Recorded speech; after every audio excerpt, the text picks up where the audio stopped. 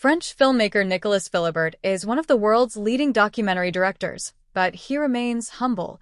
He told an audience Saturday at Thessaloniki Documentary Film Festival, which had presented him with its honorary Golden Alexander Award the previous evening.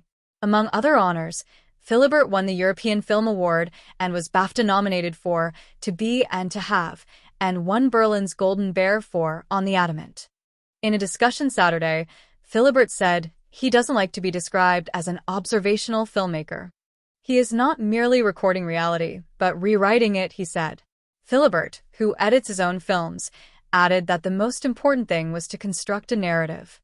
He told Variety later that his films could be considered a form of fiction as they are his version of reality, and if 5 filmmakers shot in the same place at the same time, they would produce 5 different films. It is my own gaze. I decide where to place the camera and what to film. It is reality as being rewritten by me. Not an observation, he said during the talk, which was described as a masterclass, although he wasn't comfortable with the term. He doesn't like to over-prepare for his films and remains open for spontaneous incidents and underscores the need to improvise.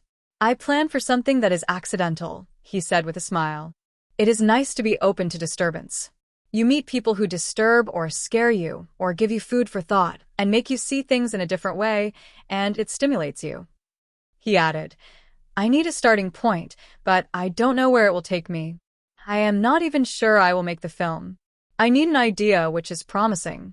What is important is not the topic. There are no good or bad subjects.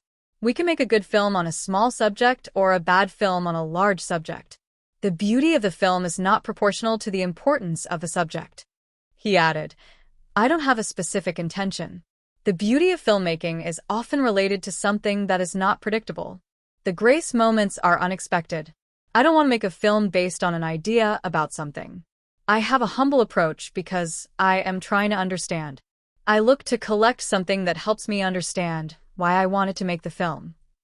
For Philibert, the relationship with the people featured in the film is key, and so he needs to create a trust-based climate. He added, I need to be sure I will establish a relationship there so the people can give me and the viewer something. I will use the camera to give voice to these people and give me something I want. I can't know in advance what people will give me. I don't try to teach people with my films. I try to understand what these people can teach me. His documentaries tend to be centered on specific locations, such as a school or a psychiatric clinic, and a community. To Be and To Have was set in an elementary school in a village in France. He said the children didn't take long to accept the camera being in the schoolroom. He allowed them to play around with the filming equipment first, and the same day, he started shooting. Speaking about On the Adamant, which is set at the Adamant, a daycare center in central Paris for adults with a variety of mental disorders, he explained, it is a film about human beings. It is not about a psychiatric clinic. He said the psychiatrists had been very open to the idea of shooting the film, and it helped him shoot Ava Rose and Rosa Parks, which was shot at 2 psychiatric units at the Esquirol Hospital in Paris, and The Typewriter and Other Headaches, which takes us into the homes of some of the protagonists from On the Adamant and Ava Rose and Rosa Parks during visits by their caregivers. On the Adamant is very popular among psychiatrists and has been screened to many of them. It has served as a passport. Their doors are wide open because they trust me. They know that I will be very careful, and I won't do anything stupid. I wouldn't film someone who is suffering a lot. I don't film people without them knowing it.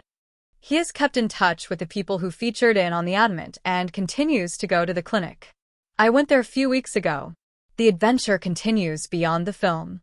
There is a relationship that continues, he said. Early in his career, he shot a film about a mountain climber for a TV series called Les Carnets de l'Aventure, and the experience stayed with him. Filming someone who risks his life in front of the camera can't be taken for granted. It was difficult, he said.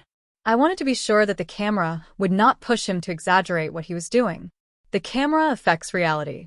It becomes a filmed reality. It becomes a different thing. I could push him to do more than he is able to do and put him at risk because of a camera. Would he be able to resist that pressure? Making a documentary implies a responsibility towards those we film. He added, we are pushing people who are in the shadows into the light. Some things will never be the same for them. They will never be regarded in the same way. They will react in different ways. We need to know that, and bear that in mind. We have a certain responsibility for the people who we film. Asked about when he knew he had shot enough, he said, "I could continue forever, but there is a moment when the editing becomes a bigger desire for me. Now I want to see how everything I have collected comes together."